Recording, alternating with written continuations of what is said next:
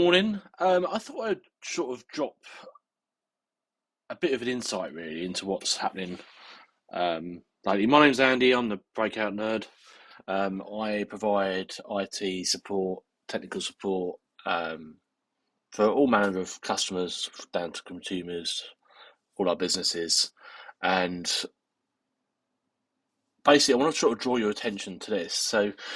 Um, we're here to talk about Google Workspace today. Now, ever since we began in 2021, I want to say, we have used Google Workspace in the beginning now.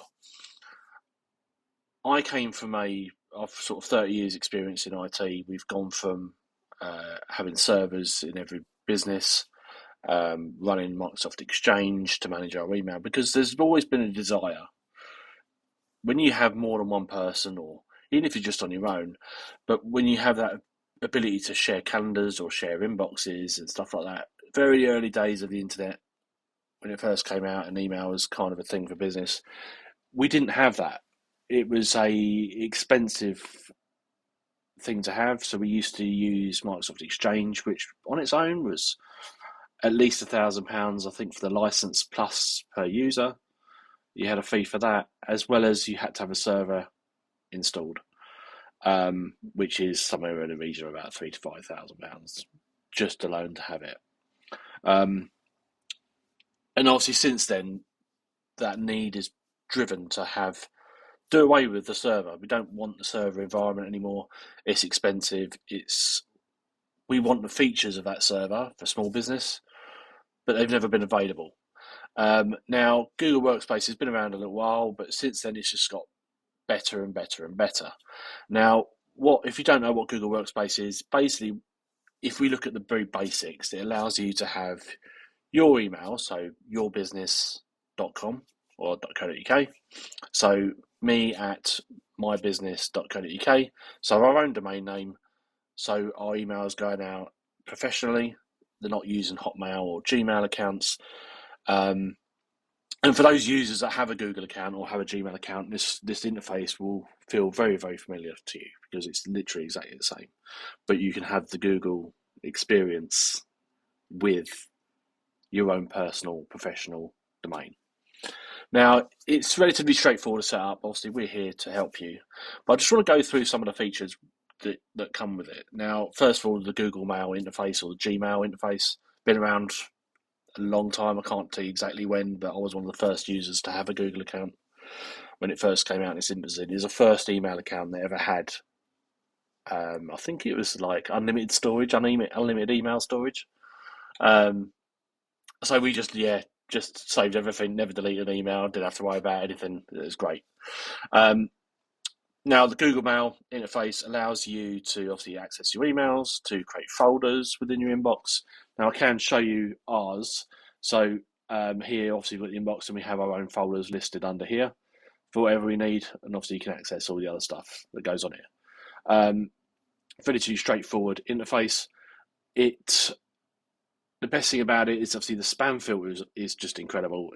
It does capture everything. Now, I'll probably regret bringing this up, but um, it is very good at capturing a lot of junk. It still doesn't mean you don't have to check it.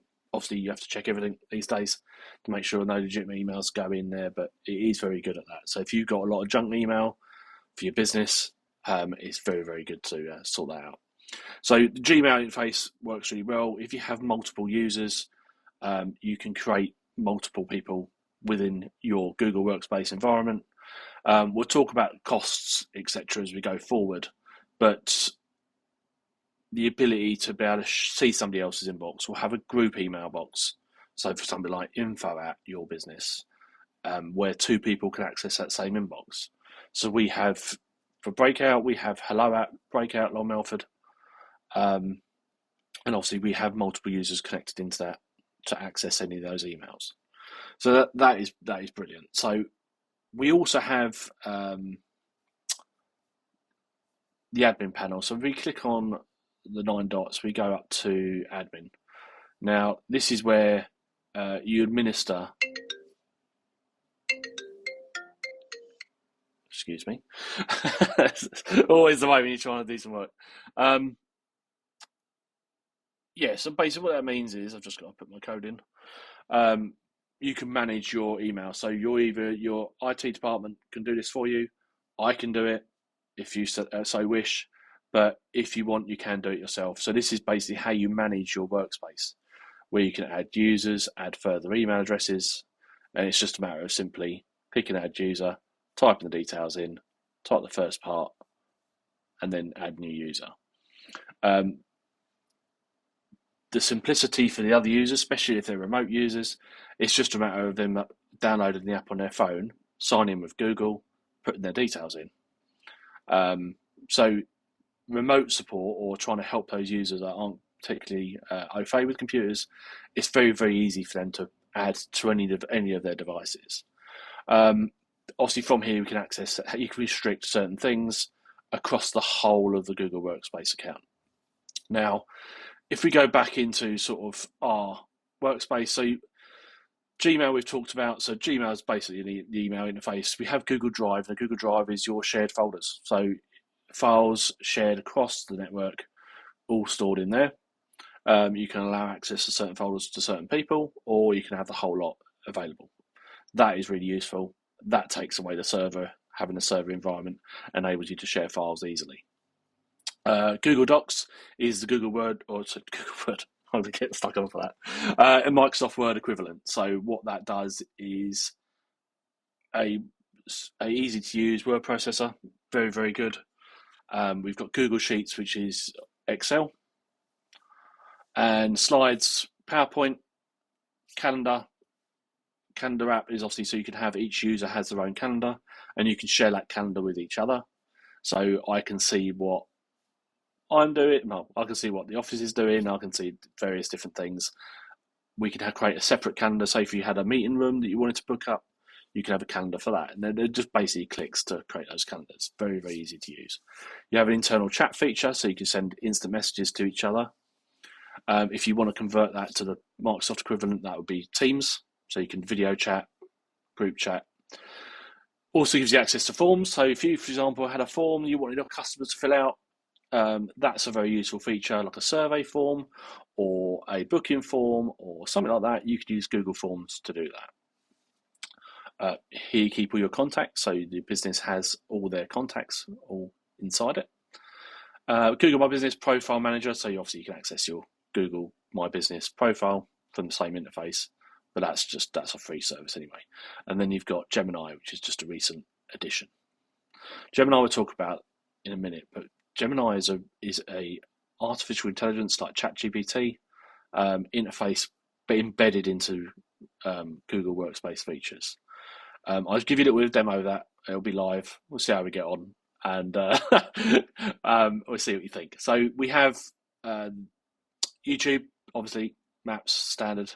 We also have Google Photos, so that's quite useful. So I wanted to come into this. So Google Photos is basically you can store your company photos within that. If I click that, it will take us to our shared photographs across the internal business. You have various things. Keep is like your notes, so you can keep shared notes with each other. So you want to make a quick note of something, Google Keep is for that. That's generally Google Workspace overview. But if we sort of go into a little bit more detail, so I want to show you the AI side of things. Hopefully this is going to work. So for example, I want to compose an email. So I want to write an email to complaints, if I can spell, complaints at your business. Whatever. So that's there, put the subject in. I'm not happy. I am not happy. Right, so I'm going to write, hi, I am not happy with the service I have received from your company. I'll spell that wrong, but I'll spell it wrong on purpose. On the 12th Feb this year, I'm doing this on purpose, into your shop, and I was not impressed I was very angry with the person behind the till when she served me.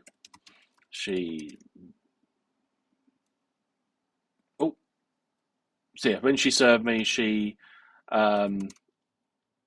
did not smile and did not give me the right change. Okay, simple complaint, right? This is where I want to sort of touch on the Gemini side of things. So this here is called Persist Polish. It gives you a little shortcut to do it. But if you click that button, what it does is it reads what you've done, and it will polish it up for you. So I wanted to express my dissatisfaction service.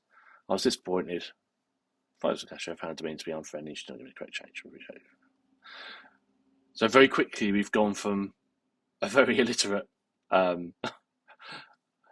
message to a correctly punctuated, professional reply. So I am purposely putting there, I was very angry. So I'm trying to put in the, when you are angry and you type out an email and you just want to throw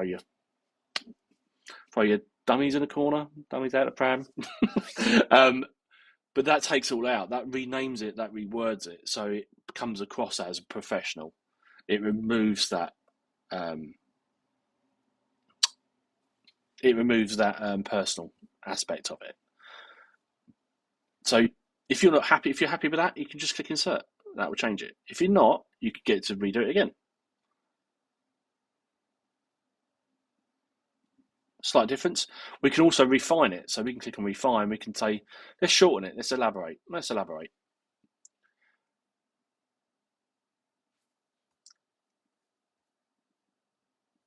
We can also formalize.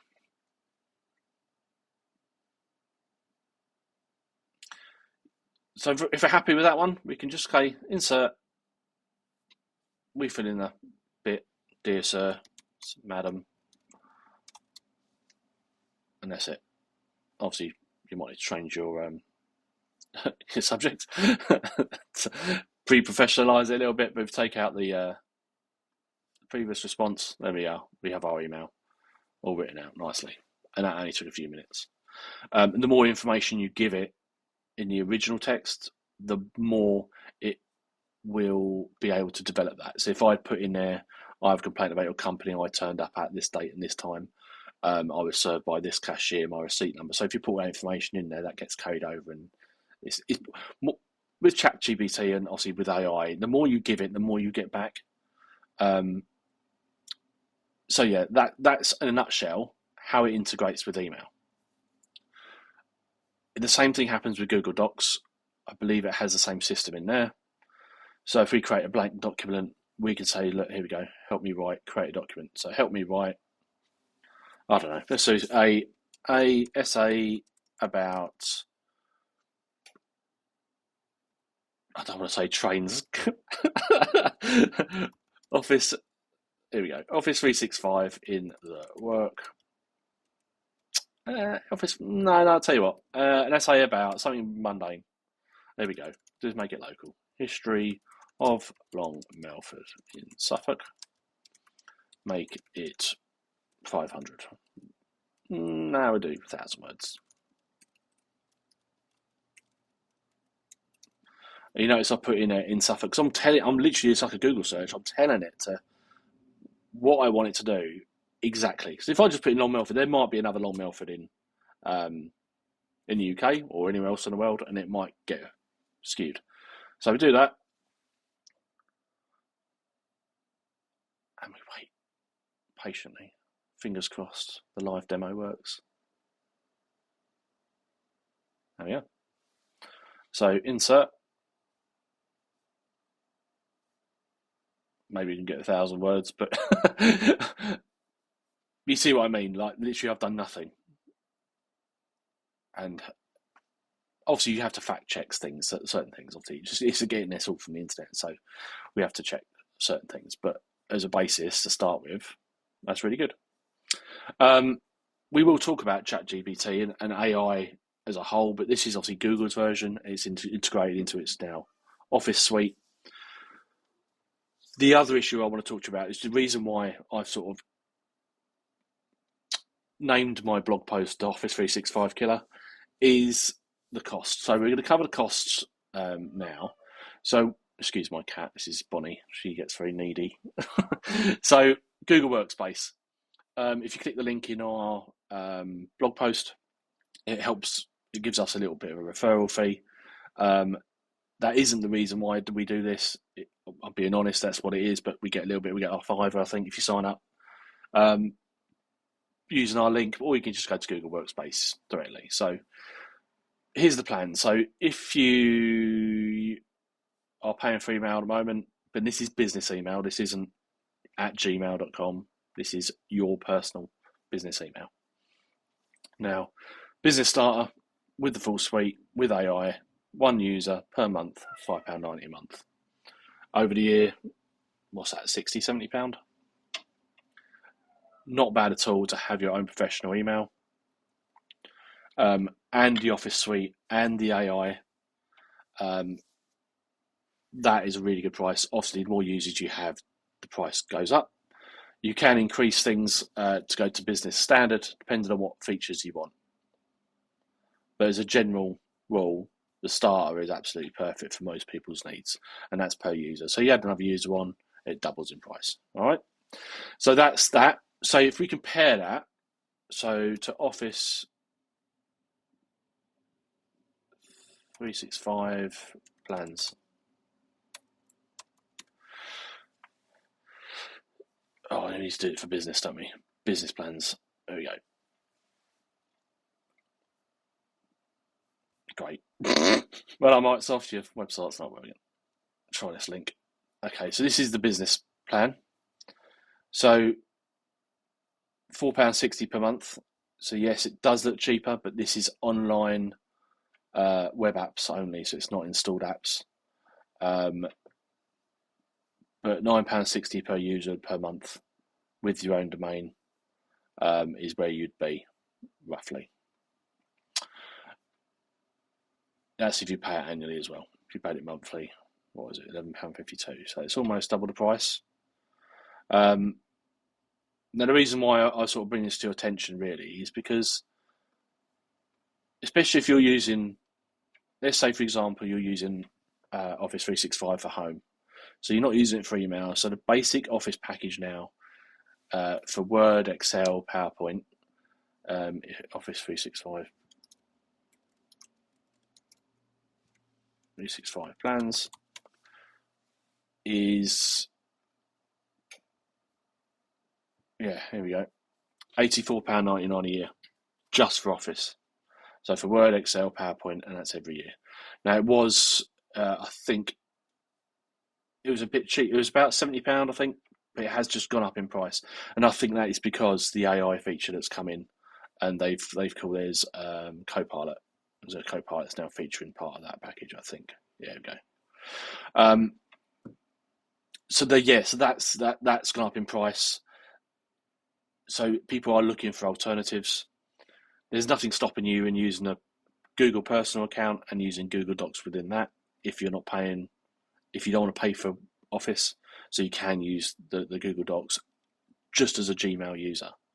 If you wanted to incorporate your business, then obviously Google Workspace is the place to go.